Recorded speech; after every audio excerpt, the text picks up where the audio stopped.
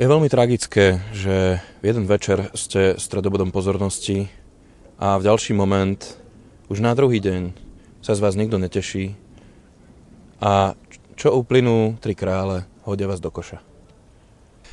Môžeme sa pozrieť na žalostne vyzerajúce vianočné stromčeky, ktoré boli odvrhnuté krutými rodinami, ktoré dokončili svoje vianočné radovánky a stromčeky napadali jednoducho z okien na smetiska. Títo skvelí ľudia so súcitom rozhodli sa, že dajú ešte poslednú možnosť stromčekom vydať povestnú vianočnú atmosféru v podobe vône a varia si na nich guláš. Ideme sa pozrieť do zákulisia varenia guláša. Taký povianočný guláš je náramne zložitá vec. Pán guláš, ako sa vám varí? Nehovorí nič, iba žbrble. Opýtame sa teda kuchára. Ktorý z vás je kuchár? Pýtame sa. Kuchár.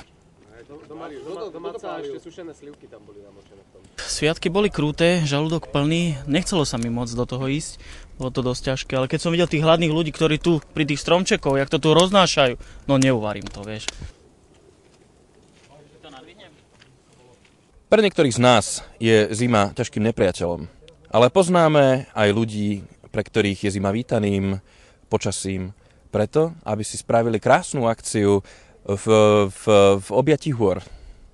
A preto prizývam do záberu zakladateľa a hovorcu priaznivcov nepriaznivého počasia, ktorého sa chcem opýtať, aká je filozofia vášho spolku.